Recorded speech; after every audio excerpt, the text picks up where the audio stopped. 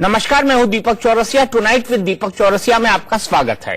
बिहार के विधानसभा चुनाव में बाहर टशन और अंदर टेंशन वाला दौर तेज हो गया है। उम्मीदवारों को टिकट की टेंशन है और गठबंधनों के नेता वोटरों पर नारों का टशन चलाने की कोशिश में जुटे हैं। बिहार की जनता क्या सोच रही है, आज इंडिया न्यूज के सर्वे में आपको बिहार के मूड का अंदाजा लग जाएगा। सर्वे के नतीजों पर बड़ी बहस भी करेंगे, लेकिन पहले नजर इस वक्त की हेडलाइंस पर। नरेंद्र मोदी की अगुवाई में एनडीए के 4 दल बिहार में परिवर्तन की हवा बहाने का दावा कर रही हैं, तो नीतीश कुमार की अगुवाई में महागठबंधन की 3 पार्टियां दम भर रही हैं कि बिहार में इस बार चुनाव नहीं बल्कि स्वाभिमान की लड़ाई है। एनडीए बना महागठबंधन की सीधी लड़ाई में जातिगत समीकरणों की भी चर्चा तेज है। विरोधियों की बखिया उधेड़ने के लिए भी नए नए नारे उछाले जा रहे हैं। इस सारी कवायद का मकसद सिर्फ एक है, बिहार के वोटरों को रिझाना।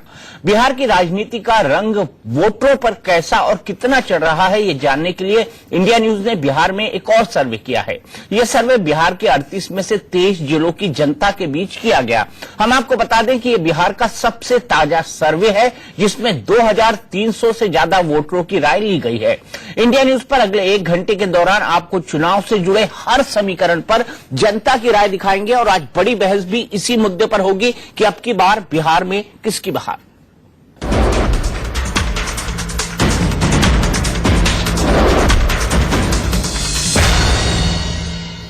तो हम आपको बताएंगे बिहार का मूड क्या कहता है। अगर आज चुनाव हो तो बिहार में क्या हो सकता है, ये हमारा सर्वे बताएगा। हमने बताया कि कितना व्यापक सर्वे है। बिहार के 28 जिलों के अंदर यह सर्वे हुआ है और इसी सर्वे पर, उसके परिणामों पर बात करने के लिए हमारे साथ मेहमानों का एक खास पैनल जुड़ चुका है। हमारे साथ भारतीय जनता पार्टी के वरिष्ठ प्रवक्ता और पार्टी के राष्ट्रीय सचिव श्रीकांत शर्मा जी हैं। हमारे पास जनता दल यूनाइटेड के स्पोक्स पर्सन नीरज कुमार हैं। पप्पू यादव जी, जो कि जन अधिकार पार्टी के राष्ट्रीय अध्यक्ष हैं, वो हमारे साथ हैं। राजनीति प्रसाद जी, जो कि सीनियर लीडर है राष्ट्रीय जनता दल लालू यादव जी की पार्टी के, वो हमारे साथ हैं। AK वाजपेयी जी, जो कि नेशनल स्पोक्स पर्सन है लोक जनशक्ति पार्टी के, वो हमारे साथ हैं। और साथ ही साथ वरिष्ठ पत्रकार प्रदीप सिंह जी भी हमारे साथ मौजूद हैं। सबसे पहले सवाल की तरफ चलते हैं। पहला सवाल क्या कहता है? पहला सवाल कहता है कि बिहार में नीतीश कुमार का कामकाज कैसा रहा। बहुत अच्छा कह रहे हैं 26% लोग, अच्छा कह रहे हैं 52% लोग। तो अगर अच्छे और बहुत अच्छे को जोड़ा जाए तो एक बहुत बड़ा चंक यहां पर कह रहा है कि नीतीश के कामकाज से वो संतुष्ट हैं, खुश हैं। बुरा कह रहे हैं सिर्फ 13% लोग और बहुत बुरा कह रहे हैं सिर्फ 7% लोग। पता नहीं कह रहे हैं 2% लोग। अगले सवाल की तरफ चलते हैं। बिहार का मिजाज क्या कहता है? नीतीश सरकार की उपलब्धि नाकामियों में क्या बीजेपी को आप हिस्सेदार मानते हैं? हां कह रहे हैं 54% लोग, यानी अच्छा हुआ या बुरा हुआ, दोनों परिस्थितियों में बीजेपी इसकी जिम्मेदार है, क्योंकि बीजेपी ने लगभग 8 साल नीतीश कुमार के साथ सरकार चलाई है। नहीं मानना है 42% लोगों का और पता नहीं कह रहे हैं 4% लोग। अगला सवाल है, बिहार में बीजेपी के साथ पासवान, कुशवाहा और मांझी के गठबंधन का आधार क्या है? आधार क्या है?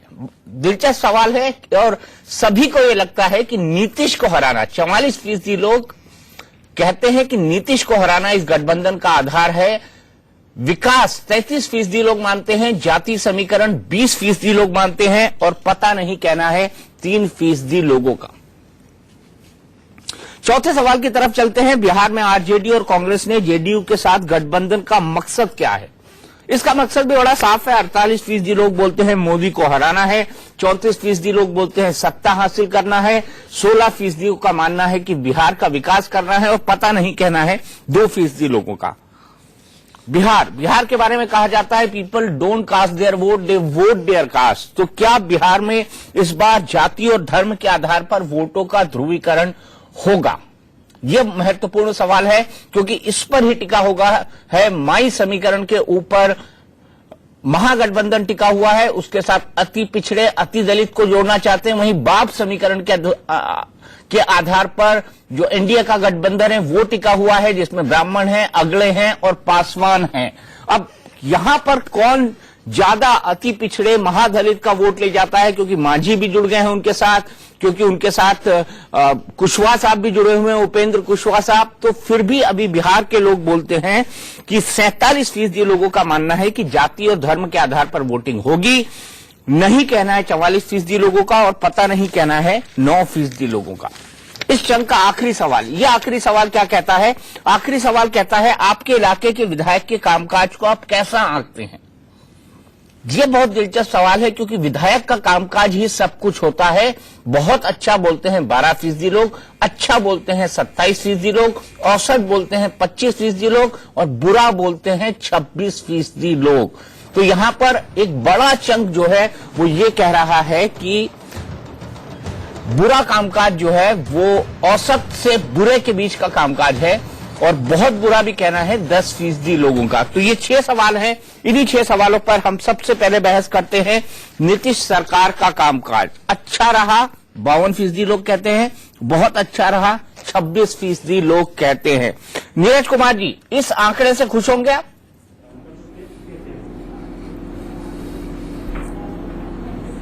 नहीं, देखिए, आपने जो सर्वे का विश्लेषण किया है उसमें आपने जो बिहार के विभिन्न जिले का सर्वे किया उसके आधार पर अपने आंकड़े पेश किए हैं। लेकिन एक बात सर्वविदित हो रही है पूरे सर्वे के दौरान कि बिहार में विकास, बिहार में लोगों की जो उपलब्धियां हैं उसको लोगों ने मन चेतना से स्वीकार किया है। यह निश्चित रूप से हमारे लिए नहीं, पूरे बिहार के लिए सकारात्मक है कि विकास राजनीति का एजेंडा बनकर के आया है बिहार जैसे सामाजिक जकड़न के राज्य में। ये निश्चित रूप से हमारे लिए नहीं, पूरे बिहार के वासियों के लिए उपलब्धि है।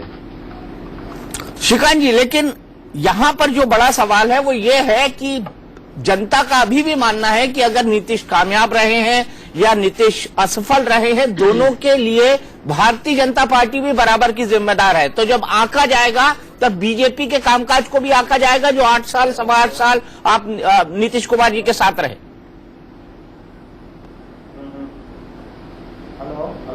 दीपक जी, मैं आपसे निवेदन करूंगा कि मैं जो सर्वे आते हैं वो आपके सर्वे हैं, उन पर हम कोई ज्यादा टीका टिप्पणी नहीं करते, लेकिन हम भी जमीन पर काम करते हैं। और आपने देखा होगा जब एमएलसी का चुनाव हुआ था तो उसमें 1 लाख लोगों का सैंपल का वो सर्वे था जिसमें बीजेपी बहुत आगे थी। नंबर 2, जहां तक परफॉर्मेंस की बात है, नीतीश जी की परफॉर्मेंस की बात है, तो लालू जी का जो जंगल राज था 15 साल का, उससे मुक्ति पाने के लिए बिहार की जनता ने एनडीए पर भरोसा किया था, जिसके मुखिया के तौर पर बिहार में नीतीश जी थे। हमने बहुत अच्छा काम किया। जनता ने 5 साल के बाद फिर हमको मैंडेट दिया, और हम जहां 102 सीट पर लड़े, टोटल 92 सीटों पर हमारी विजय हुई, यानी कि भाजपा का जो स्ट्राइक रेट था वो 90% था। अब अचानक नीतीश जी का जो राजनीतिक महत्वाकांक्षा थी वो बिहार के हितों से ऊपर कहीं ना कहीं हटी, और उन्होंने अच्छी चलती हुई जो गाड़ी थी विकास की, उस गाड़ी को, विकास की गाड़ी को पटरी से नीचे उतार दिया। और उन्होंने अब अगर आप आकलन करें, जब तक बीजेपी साथ में थी नीतीश जी के, तब तक वहां क्राइम भी कंट्रोल था, और वहां का जो गवर्नेंस है, यानी कि जो इंफ्रास्ट्रक्चर है, यानी कि जो विकास के जो कार्य हैं, उनकी गति भी बहुत अच्छी थी। गिरावट तब से आई है जब से लालू जी के साथ नीतीश जी गए हैं, और उन्होंने जो जनता का मैंडेट था दीपक जी, उस मैंडेट की उन्होंने अवहेलना की और जनता के साथ उन्होंने विश्वासघात किया, क्योंकि वो मैंडेट एनडीए को मिला था, वो मैंडेट जो काम कर रही है सरकार उसको मिला था, लेकिन अनावश्यक रूप से उन्होंने उस एनडीए को छोड़ा।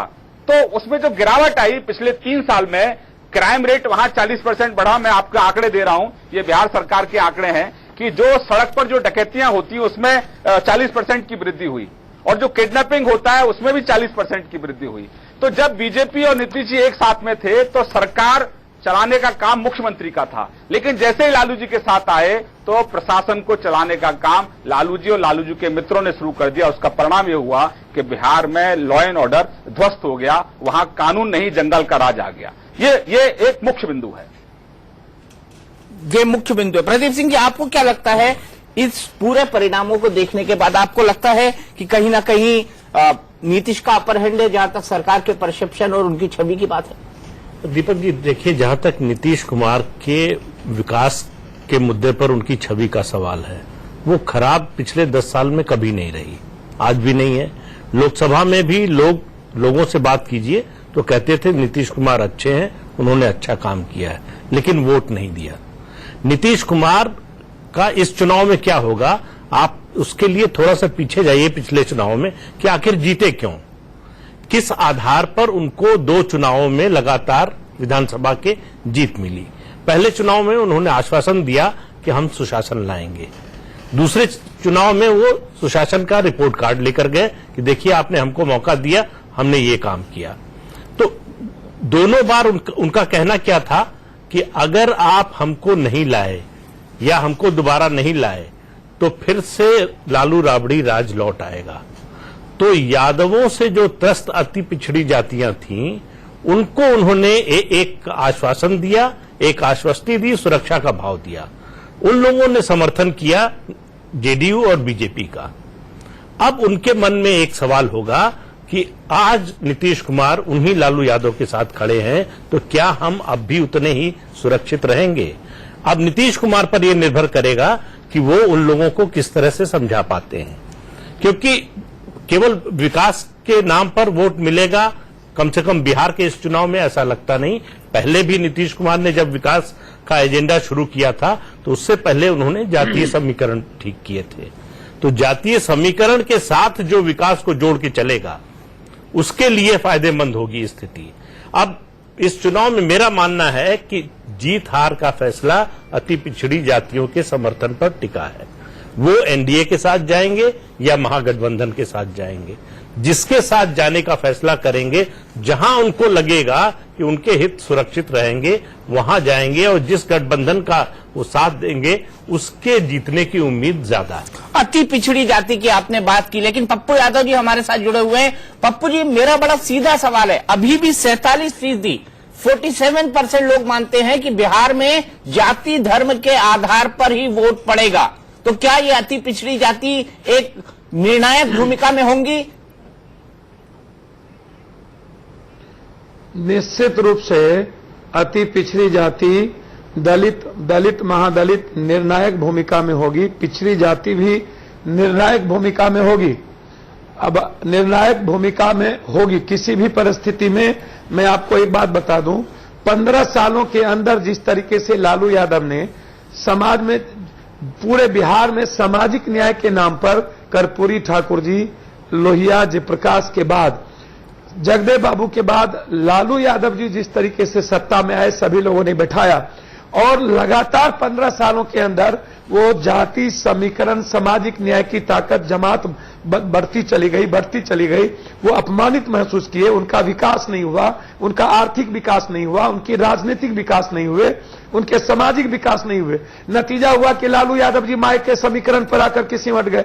माय में भी यादवों का सबसे ज्यादा इतना अपमान हुआ कि लालू यादव जी को राघोपुर में जमानत जब्त होना पड़ा, लालू यादव जी को छपरा, मधेपुरा, पाटलिपुत्रा और सोनपुर में हारना पड़ा, और इधर ने 25 से 35% यादवों ने लोकसभा में लालू यादव के खिलाफ वोट दिया, और 15 से 20% मुसलमानों ने, 10% मुसलमानों ने, जबकि ये इस्तेमाल करते हैं ये लोग, उनके खिलाफ मत बनाए। तो आज के डेट में नीतीश कुमार जी ने विकास के नाम पर तो कोई काम किया नहीं, कलमा पढ़ने वाले को भी गैर पसमंदा और गैर पसमंदा मुसलमान बनाया। यदि विकास फोकस था तो पिछड़ा, अति पिछड़ा, दलित महादलित, पासवान जातियों को टारगेट करना और पासवान को अपमानित करने के लिए, आप देखिएगा जंगल राज का अभिप्राय सिर्फ जादव को समाप्त, जादव जाति का सर्वनाश जितना 10 साल अति पिछड़ा, दलित महादलित, पासवान जातियों को टारगेट करना और पासवान को अपमानित करने के लिए, आप देखिएगा जंगल राज का अभिप्राय सिर्फ जादव को समाप्त, जादव जाति का सर्वनाश जितना 10 सालों में नीतीश कुमार जी ने किया, आजादी के बाद इतना अपमानित शायद कभी ना हुआ हो। जितने नौजवान मारे गए, नक्सल में गए, जितने लोगों को जेल भेजा गया, जितने लोग की संपत्ति कुर्क हुई, जितने पदाधिकारी आइसोलेट हुए, जितने नेता आइसोलेट हुए, आप देखिएगा तो जितना प्रतिष्ठा का हनन नीतीश कुमार जी ने गाली के रूप में सामाजिक राजनीतिक रूप से पतन किया, वो यादवों का किया। मुसलमानों के बारे में आपको मैं क्लियर बता दूं कि यदि आप ट्रैक रेट देखिएगा, तो आजादी के बाद सबसे ज्यादा दंगा अभी इंडियन एक्सप्रेस ने लिखा है कि नीतीश कुमार के 10 सालों के अंदर और मुसलमानों को सबसे ज्यादा टारगेट फारबिसगंज गोलीकांड, ये अभी अंतिम दिन रिपोर्ट कार्ड ला रहे हैं कि भागलपुर का दंगा। मैं इनसे जानना चाहूंगा 11 करोड़ 33 लाख आयोग पर इन्होंने खर्च किया दीपक जी, और उसके बाद 17,000 से ज्यादा एप्लीकेशन मुसलमानों ने दी। आपको आश्चर्य होगा, इन्होंने कहा पूर्वोत्तर के सरकार ने वहां पर मुसलमान के दुश्मन को, मुसलमान के मारे हुए लोगों को बचाया, लेकिन रतन मंडल को, जो मुसलमानों के मारने में जिसके हाथ खून से रंगे हैं, और कामेश्वर यादव को लाए लालू यादव, और रतन मंडल को पिछड़ा आयोग का चेयरमैन बना के ले आया नीतीश कुमार, जो अभी मंत्रिमंडल में है, और 1 डिसमिल जमीन ये लौटा नहीं सके और 25 सालों के अंदर मुआवजा नहीं दिए। आपको आश्चर्य होगा कि बंधु मुखोपाध्याय की रिपोर्ट इन्होंने आयोग बनाया और सिर्फ ललन सिंह और प्रभुनाथ सिंह, दिग्विजय सिंह और अखिलेश सिंह के कहने पर बंधु मुखोपाध्याय की रिपोर्ट ठीक है बापू जी, बंद कर दी। अमीर दास की आयोग, अमीर दास, मैं आपको बताना चाहता हूं, जो अभी एक अभी जो बड़ा रिपोर्ट खुलासा हुआ है कि 94 के बाद जितने नरसंहार हुए उसमें लालू यादव ने रणवीर सेना के प्रमुख को कैसे बचाया, कैसे पैसा दिए, और अमीर दास आयोग जिसको नीतीश कुमार ने बनाया, लोगों को, प्रधानमंत्री, एमपी, एमएलए, मंत्री को बचाने के लिए उस अमीर दास को भंग कर दिया। सच्चर कमेटी लागू नहीं हुए। उसके बाद समान एजुकेशन जो मुचकुंद द्विवेदी की कमेटी थी लागू नहीं हुई। विकास के मामले में दीपक जी आपको आश्चर्य होगा, 8,600 गांव में 5,400 गांव में स्कूल नहीं है, 4.2% टीचर नहीं है, 9.8% प्रोफेसर नहीं है, और अभी लालू यादव ने कहा 6,33,000 भिखारी हैं, गरीब हैं, और 3 आदमी पर 1 आदमी के भूमिहीन है। 25 साल लालू यादव, नीतीश कुमार बिहार में रहे, 5 साल रेलवे मिनिस्टर रहे, 2 प्रधानमंत्री देवेगौड़ा और गुजराल रहे, 17 साल इन्होंने एनडीए की सरकार में नीतीश जी रहा। ठीक है बापू जी, ठीक है, मैंने आपकी बात सुनी, मैंने लोगों को जमीन नहीं देने के लिए। बापू जी, मैंने आपकी बात सुनी, मुझे बहस में आगे भी बढ़ना होगा। राजनीति प्रसाद जी, जितने भी पैनलिस्ट हैं उनका कहना है कि नीतीश तो ठीक है, जैसे ही लालू के साथ आए मामला गड़बड़ा गया।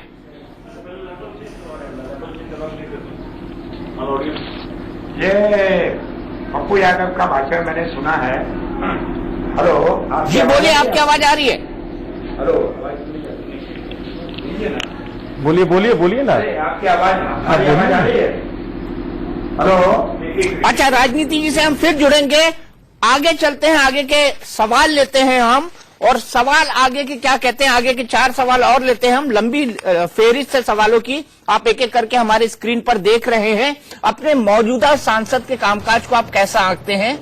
विधायक के कामकाज को लेकर 50-50 डिवीजन था, लेकिन सांसद के कामकाज को लेकर देखते हैं, बहुत अच्छा कहना है 10% लोगों का, अच्छा कहना है 31% लोगों का, औसत कहना है 22% लोगों का, बुरा कहना है 24% लोगों का, और बहुत बुरा कहना है 13% लोगों का। तो यहाँ पर कुछ मार्ग से विधायक तो पिछड़ रहे हैं, लेकिन सांसद पास हो रहे हैं। अगर सांसद पास हो रहे हैं तो इसका क्या रिफ्लेक्शन मोदी सरकार पर जाएगा? अगर सांसद से लोग खुश हैं तो इसका फायदा क्या एनडीए को होगा, ये देखना भी महत्वपूर्ण होगा। प्रधानमंत्री मोदी ने बिहार के लिए जो आर्थिक पैकेज दिया है, क्या उसका फायदा एनडीए को होगा?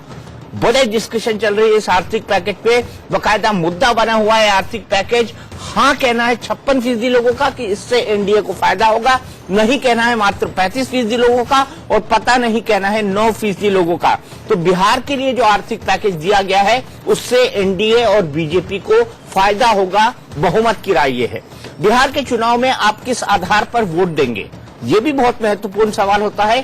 पार्टी कहना है 44% लोग और उम्मीदवार कहना है 47% लोग। तो पार्टी और उम्मीदवार का अगर कॉम्बिनेशन होगा, जो बेहतर कॉम्बिनेशन देगा उसको वोट मिलेंगे, ये तय बात है। इसीलिए कितने विधायकों के टिकट बदले जाएंगे, कितनों के टिकट कटेंगे, कितने नए चेहरे आएंगे, बीजेपी कैसे टिकट बांटती है, कुशवाहा जी की पार्टी कैसे टिकट बांटती है, हमारे वाजपेयी साहब की पार्टी लोक जनशक्ति पार्टी कैसे टिकट बांटती है, ये सब देखने वाली बात होगी। नीतीश कुमार कितने टिकट काटते हैं, ये भी देखना बहुत महत्वपूर्ण होगा।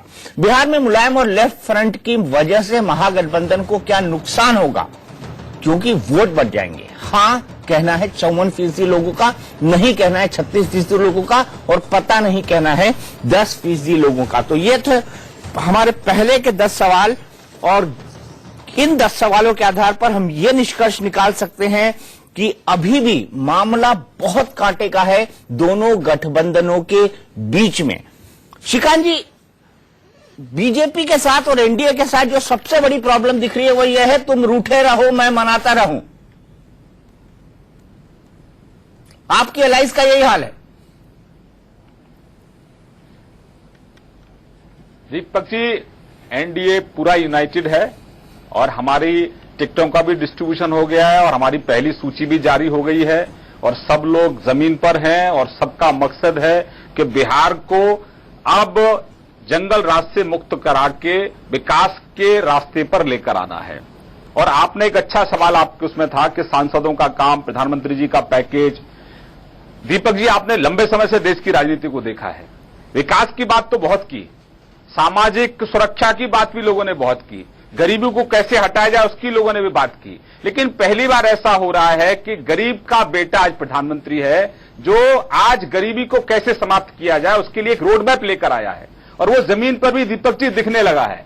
मैं सबसे पहले आपसे कहूंगा, निवेदन करूंगा कि जो मुद्रा बैंक की जो योजना माननीय मोदी जी लेकर आए हैं, जिसका लाभ सबसे ज्यादा जो गरीब तबका है, जिसको 0 से 50,000 लोन मिलेगा, 50,000 से 5 लाख और 5 लाख से 10 लाख, उसमें हमारा जो नौजवान है, जो गांव का रहने वाला है, जिसको स्किल इसके पास है, जिसके पास हुनर है लेकिन पैसा नहीं है, साहूकार से अगर पैसा लेता है तो उसकी ब्याज उसको बहुत महंगी पड़ती है।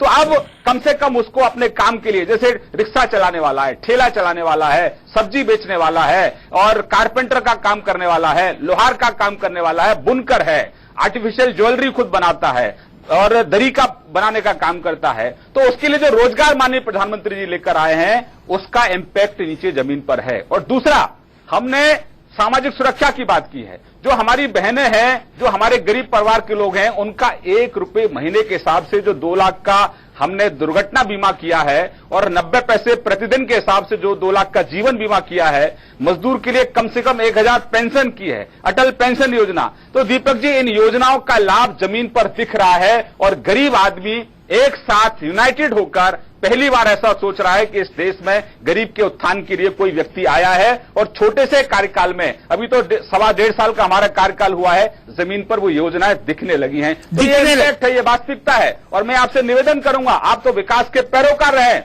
आप तो पैरोकार रहे हैं विकास के।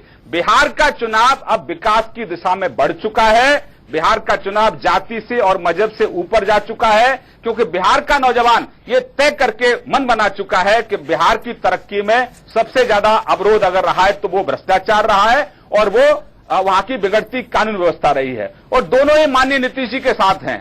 जंगल राज के रूप में श्रीमान लालू जी हैं और भ्रष्टाचार के रूप में कांग्रेस पार्टी है। तो नौजवान अब 5 साल के लिए जहर नहीं पिएगा। नौजवान जानता है कि अब लालू जी और नीतीश जी के बीच में एक सरकार नहीं बन सकती, स्थायी सरकार नहीं बन सकती, क्योंकि नीतीश जी 100 सीट लड़ रहे हैं, जबकि पिछली बार उनके 115 विधायक जीते हुए हैं। लालू जी 100 सीट लड़ रहे हैं। तो अब स्थायी सरकार के लिए युवा मतदाता मन बना चुका है कि स्थायी सरकार के लिए, स्थायी सरकार होगी तो विकास होगा और स्थायी सरकार एनडीए ही देने में सक्षम है। स्थायी सरकार कौन देगा? एनडीए देगा या महागठबंधन देगा? कौन है बिहार का सबसे लोकप्रिय चेहरा? और अगर आज चुनाव होते हैं तो किसके पक्ष में हवा बह रही है, बताएंगे इस ब्रेक के बाद। अगला सवाल है, बिहार के चुनाव में इस बार बाहुबल और धनबल पर कितनी रोक लगेगी? पूरी तरह से लोगों का 20% मानना है, मामूली तौर पर 45% लोग कहते हैं बिल्कुल नहीं लगेगी, 22% लोगों का मानना है और पता नहीं कहने वालों की संख्या 13% है। बिहार में आज मतदान हो तो आपके हिसाब से किसको पूर्ण बहुमत मिलेगा? बेहद महत्वपूर्ण सवाल है। टच एंड गो के हालात हैं। एनडीए 45%, महागठबंधन 44% और पता नहीं 11%। तो यहाँ पर एनडीए और महागठबंधन के बीच बेहद कांटे का मुकाबला है। बिहार में क्या अरविंद केजरीवाल के प्रचार करने से महागठबंधन को फायदा होगा?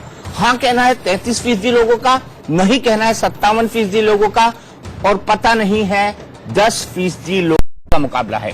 बिहार में क्या अरविंद केजरीवाल के प्रचार करने से महागठबंधन को फायदा होगा?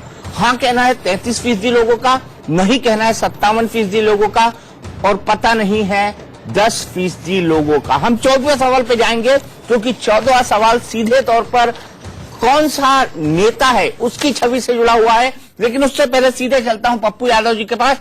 पप्पू यादव जी, ये बताइए कि कल रात 12 बजे आपकी भूपेंद्र यादव और अमित शाह की मीटिंग हुई है, क्या रणनीति तय हुई?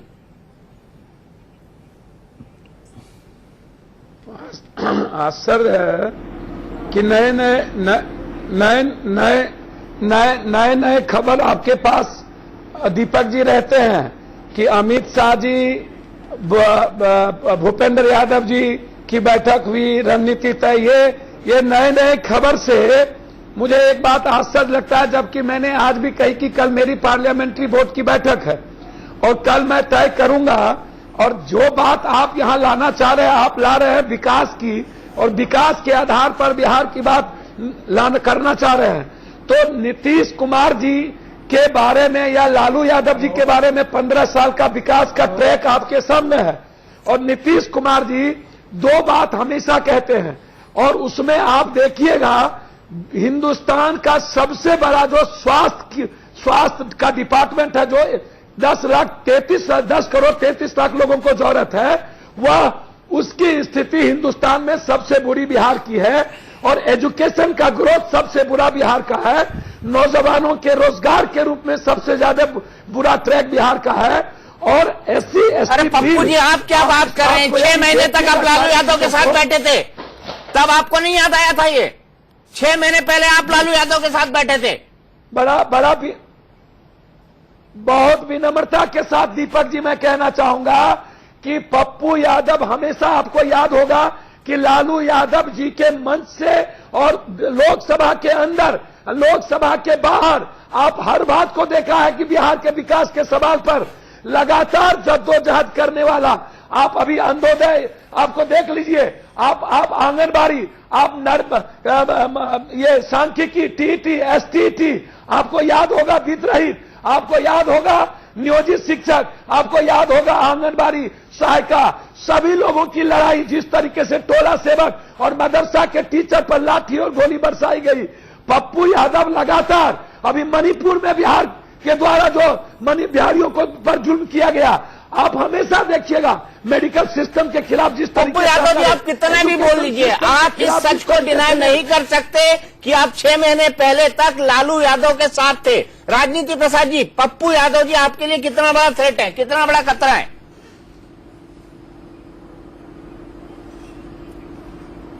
देखिए, पप्पू यादव को वो 0 पे आउट होने वाले हैं, लेकिन मैं एक बात आपको कहना चाहता हूं, पप्पू यादव पूरे समय तक हम लोग के साथ रहे, अब उनको अंधेरा दिखाई पड़ रहा है, तो खुद भी अंधेरे में है वो। और मैं ये कहना चाहता हूं, हमको बोलने दीजिए कि लालू यादव ने 15 साल में राजनीतिक कटघरे में पिछड़ों को, दलितों को, शोषितों को जितना आगे बढ़ाने का काम किया, उतना कोई आदमी, कोई पार्टी आज तक नहीं किया। ये पक्का है। और गरीबों का जब राज हो गया, तब उसको लोग बोलता है कि जंगल राज हो गया।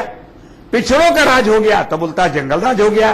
भोलाराम तूफानी जब मिनिस्टर बन गया, पैखाना ढोने वाला का बेटा, तो बोलो जंगल राज हो गया। ये जो जंगल राज की कल्पना है, ये गरीबों को जो ऊपर उठाया लालू यादव ने, तब उनको बोला गया जंगल राज। और पप्पू यादव को इतना बोलने का मौका दिया आपने, इतना बोला वो, इतना मैं उनको सम्मान करता हूं, लेकिन इतना ज्यादा बोलने का काम उनको जरूरत नहीं है, क्योंकि अभी वो 2 महीना 3 महीना पहले हमसे अलग हुए हैं। अभी तो वो पार्ट थे, लालू यादव का गुणगान करते थे, इतना गुणगान करते थे, लालू यादव के खिलाफ कभी बोला ही नहीं।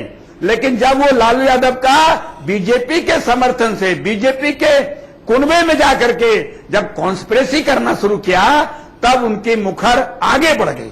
ये पप्पू यादव को इतना बोलने की जरूरत नहीं है, मैं उनका सम्मान करता हूं, अच्छे आदमी हैं, लेकिन वो कुनबा क्या है उनका, कहां गए? आपने ठीक कहा कि अमित शाह का या नरेंद्र मोदी का जो पैकेज है, उसी पैकेज को लेकर के आगे बढ़ रहे हैं, और इसीलिए लगता है राजनीति प्रसाद जी से संपर्क टूट गया। वाजपेयी जी, यहां पर बड़ा सवाल यह खड़ा होता है कि आपका गठबंधन तो बन गया, आपने दल जोड़ लिया, पर दिल नहीं जोड़ पाए आप लोग। चाहे आपकी और मांझी जी की पार्टी की दिक्कत हो, चाहे उपेंद्र कुशवाहा साहब की बीजेपी की दिक्कत हो, तो जनता कैसे आपको एकजुट समझे? दीपक जी, दिलों का सवाल नहीं है। ये राजनीति और राजनीति सत्ता के लिए होती है। सवाल बिहार की जनता के सामने बड़ा साफ है। क्या नीतीश जी ने कोई विकास किया या नहीं किया, नंबर 1। क्या लालू जी का राज जंगल राज था या नहीं था, नंबर 2। अभी हमारे मित्र पप्पू यादव जी ने सारी बातें पूरी डिटेल में बताई, लेकिन एक बात वो भूल गए कि लालू जी के सताए हुए वो खुद हैं। मुझे पर्सनली याद है कि लालू जी ने किस तरह से उनके ऊपर झूठा केस बनाया था और किस तरह से उनके 15 साल कीमती जीवन के सत्यानाश हुए हैं। तो लालू जी के बारे में सब जानते हैं। लेकिन सवाल दूसरा ये है कि नीतीश जी ने क्या किया। आज भी डाटा है कि 98% गांव में शौचालय नहीं है। पिछले 10 साल में या 25 साल में कोई बड़ा कारखाना बिहार में नहीं खुला है, कोई बड़ा उद्योग धंधा बिहार में नहीं खुला है। अस्पतालों की क्या हालत है अभी बताया मेरे मित्र ने, पूरे डाटा दिए हैं। तो बिहार की जनता बार बार ये पूछ रही है कि आप विकास के बारे में बताइए। और नीतीश जी क्या कहते हैं, उनके टीवी पे जितने कार्यक्रम आते हैं उसमें एक ही बात कहते हैं कि हमने कन्याओं को साइकिलें दी।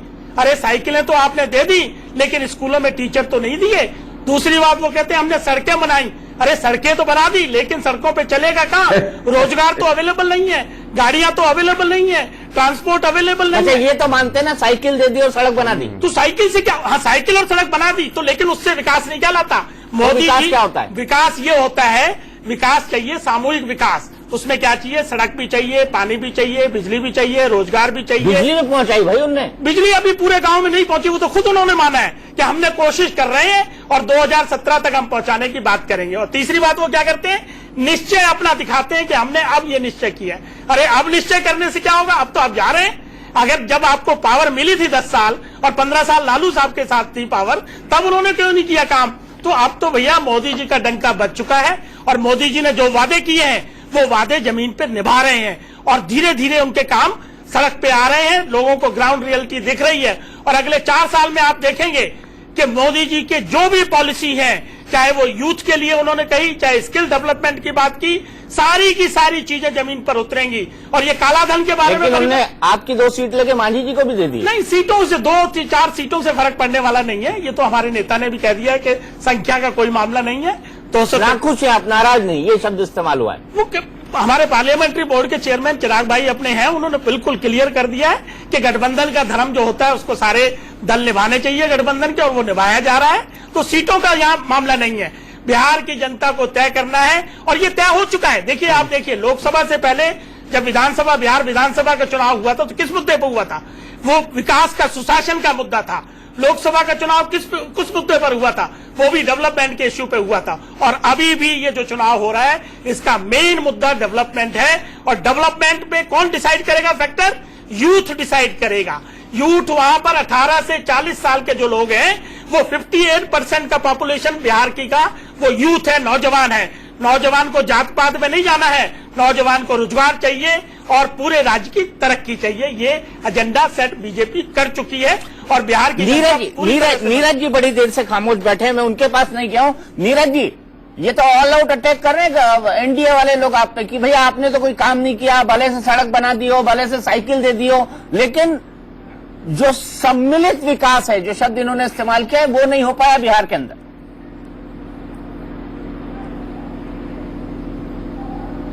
पहला सवाल तो मैं आपको बधाई देना चाहता हूं कि रात के अंधेरे में बिहार के लिए क्या क्या किया जा रहा है इसका खुलासा आपने किया। और आपने कहा कि माननीय सांसद, अभी देख रहे होंगे ना, भारतीय जनता पार्टी के प्रवक्ता और माननीय सांसद पप्पू यादव की तारीफ कर रहे हैं। कौन खेल हो रहा है पता चल रहा है। वायु श्रेणी की सुरक्षा उनको मिली है। कानून व्यवस्था के सवाल पर आदरणीय राजनाथ सिंह जी माननीय सांसद से बात करते हैं, प्रधानमंत्री जी से बात करते हैं, प्रधानमंत्री जी बात करते हैं। अब उतना ज्ञान तो हमको है नहीं, ऐसे लंबे समय तक उनका प्रवास जहां हुआ है वहां आम आदमी नहीं जाता है, इसलिए हम उनके ज्ञान को चुनौती नहीं देते हैं। लेकिन बिहार की जनता इस बात को जानती है कि जो फर्जीवाड़ा बिहार के अंदर में किया गया है, मैं दीपक जी एक घटना के आपको याद दिलाना चाहता हूं और भारतीय जनता पार्टी के प्रवक्ता से चाहता हूं इसका जवाब, कि पटना के गांधी मैदान में दुखद आतंकी घटना हुई थी। 6 परिवार को नरेंद्र मोदी जी ने साक्षात अपने मुंह से जाकर कहा था कि नौकरी देंगे, परवरिश करेंगे। 15 महीना में उन आतंकी घटना में पीड़ित 6 परिवार का अपॉइंटमेंट लेटर का क्या हुआ, इसका जवाब दीजिए। उनको नौकरी मिली कि नहीं? बिहार के नौजवान इस बात को जानते हैं कि नीतीश कुमार जी ने जब काम किया बिहार के अंदर में 7.5 वर्ष भाजपा हिस्सेदार रही है, और हमने कभी नहीं कहा कि भाजपा विकास में हिस्सेदार नहीं थी, लेकिन नरेंद्र मोदी जी को बिहारी अस्मिता से इतनी घृणा है और बिहार भाजपा के नेता सरेंडर कर चुके हैं। 7.5 वर्ष तक सत्ता में थे तो उस समय रासलीला कर रहे थे कि रामलीला कर रहे थे? क्या कर रहे थे भाजपा के नेता? ठीक है, क्या पब्लिक का जो पैसा था वो मंत्री परिषद की सुविधाओं में ले रहे थे? आपके सवाल का जवाब मैं श्रीकांत जी से जरूर लूंगा। मैं ये जानना चाहता आपके हूं। सवाल का जवाब मैं श्रीकांत जी से जरूर लूंगा, लेकिन आखिरी ब्रेक पर हम जाएं और बहस को आगे बढ़ाएं उससे पहले हम सबसे महत्वपूर्ण सवाल ले लेते हैं। आपके हिसाब से बिहार का सबसे बेहतर मुख्यमंत्री कौन हो सकता है? सुशील मोदी 23% लोगों का मानना है, रामविलास पासवान 6% लोगों का मानना है, एक बहुत बड़ा नंबर 48% लोग बोल रहे हैं नीतीश कुमार, उपेंद्र कुशवाहा मात्र 2%, जीतन राम मांझी मात्र 8% और पता नहीं 13% लोगों का मानना है। तो यहाँ पर एक निर्विवाद चॉइस बनकर नीतीश कुमार उभरे हैं इस पूरे के पूरे सर्वे के अंदर। इस पर हम प्रतिक्रिया लेंगे सबकी इस ब्रेक के बाद। महागठबंधन और एनडीए के बीच भले से कांटे की टक्कर हो, लेकिन फिलहाल एनडीए का कोई नेता या दूसरी पार्टियों का कोई भी नेता नीतीश कुमार के सामने खड़ा नजर नहीं आता। 48% लोगों का मानना है कि सबसे बेहतर मुख्यमंत्री नीतीश कुमार ही हो सकते हैं। श्रीकांत जी, चेहरे की कमी यहां बीजेपी के पास राज्य स्तर पर। दीपक जी, आप बहुत पुराने पत्रकार हैं और आपने जब सर्वे दिखाया था महाराष्ट्र का, तो उसमें भी वर्तमान जो वहां के मुख्यमंत्री थे श्री पृथ्वीराज जी और उद्धव जी को बराबर आप अंक दे रहे थे। और वहीं हरियाणा में जब आप सर्वे किया था तो हुड्डा साहब भी सबसे आगे थे। तो जहां हमारा मुख्यमंत्री पद का उम्मीदवार नहीं है, वहां हमने कहा है कि हम लोग हमारे विधायक चुनेंगे कौन हमारा उम्मीदवार होगा। और हमारी लोकप्रियता भाजपा की वहां क्या है, एनडीए की क्या है, वो आपने जब हम लोग विधानसभा चुनाव लड़े 2010 का, हम 102 सीट लड़े और 90 हमारे विधायक जीते। तो हमारी जो परसेंटेज है लोगों की, जो पसंद जो स्ट्राइक रेट है वो 90% था। और दूसरा, लोकसभा के चुनाव में आपने परिणाम देखे तो ये चुनाव पूरी तरह से जाति और मजहब से ऊपर उठकर विकास की तरफ है। और बिहार का जो नौजवान है वो अपना मन बना चुका है कि जो माननीय प्रधानमंत्री जी ने बिहार के लिए जो पैकेज दिया है वो भ्रष्टाचार की बलि ना चढ़े, वो कहीं चारा घोटाले की तरह वो भ्रष्टाचार में ना जाए। क्योंकि अभी वर्तमान में जो दूसरा महागठबंधन है वो श्री लालू जी के नेतृत्व में है और श्री लालू जी को कोर्ट ने चुनाव लड़ने तक के लिए मना किया हुआ है क्योंकि वो भ्रष्टाचार में संलिप्त हैं। तो बिहार का नौजवान ये चाहता है कि जो पैकेज आ रहा है बिहार के उत्थान के लिए वो कहीं ना कहीं भ्रष्टाचार की भेंट ना चढ़े। इसके लिए एक स्थायी सरकार दो, इसके लिए एक ट्रांसपेरेंट सरकार दो, क्योंकि भाजपा का ट्रैक रिकॉर्ड डेवलपमेंट को लेकर देश की सभी पॉलिटिकल पार्टियों से बहुत आगे। आपके पास आंकड़े भी हैं, इसमें कहीं कोई हमें चैलेंज नहीं कर सकता और हम चैलेंज करते हैं। अगर कोई है तो हमसे बात करे, हम सबूतों के आधार पर, तथ्यों के आधार पर।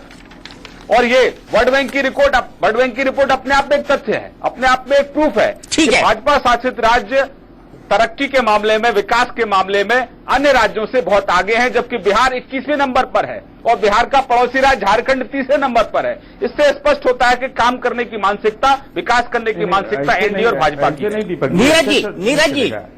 नीरज जी, बड़ा सवाल यहाँ पर यह है कि भले से एनडीए इस बात का आर्ग्यू कर ले कि दीपक जी, एक मिनट आ रहा हूं पप्पू जी आपके पास, भले से एनडीए ये आर्ग्यू कर ले कि विकास उसके साथ है, लेकिन बिहार में चेहरा आपके साथ है।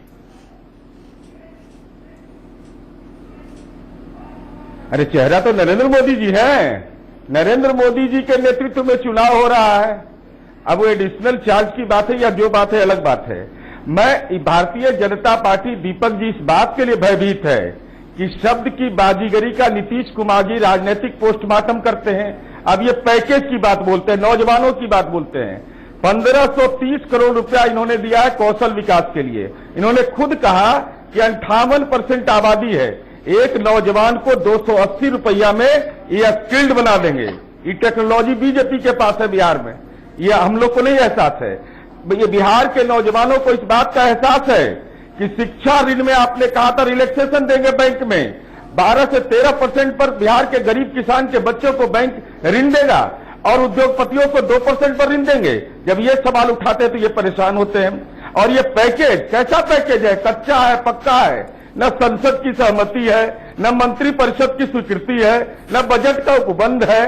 कैसा पैकेज है ये? पैकेज आप कौन सा कागजात है? इस बिहार की जनता के सामने पेश कीजिए। ऐसा नहीं हो कि जैसे आतंकी घटना में आपने कहा था सियासत करने के लिए कि हम पीड़ित परिवार को नौकरी देंगे, 6 लोगों को तो आपने नौकरी दिया नहीं और बिहार के नौजवानों को स्किल्ड कर देंगे। नीतीश कुमार जी ने अपने कार्यकाल में ऐसा कोई पंचायत नहीं है जहां 25 से 30 लोगों का नियोजन नहीं हुआ है। और भारतीय जनता पार्टी को इस बात के लिए माफी मांगनी चाहिए कि 7.5 वर्ष हमने सरकार में रहा, हम कुपात्र थे, हमने कोई काम नहीं किया। आदरणीय नरेंद्र मोदी जी ने खुद गया कि सभा में दीपक चौरसिया जी बोले अब बेटी साइकिल पर चढ़कर जा रही है। इस समाज में मौन परिवर्तन नहीं है क्या? चले नीरज जी, हमने अफसोस काम वक्त किया है, नहीं है लोगों मेरे को- पास। श्रीकांत जी आगे बहस चलती रहेगी। मैं आपको और नीरज जी को जरूर बुलाऊंगा ताकि जितने मुद्दे आज अनुत्तरित रह गए हैं उसके जवाब मिल सके। तो आपने देखा बिहार का मूड क्या कहता है। कांटे का मुकाबला है दोनों गठबंधनों के बीच और बिहार पर इसी तरह हम हर 15 दिन में एक नया सर्वे आपको दिखाते रहेंगे। फिलहाल टुनाइट में दीपक चौरसिया में इतना ही। इंडिया न्यूज पर खबरों का सिलसिला लगातार जारी है।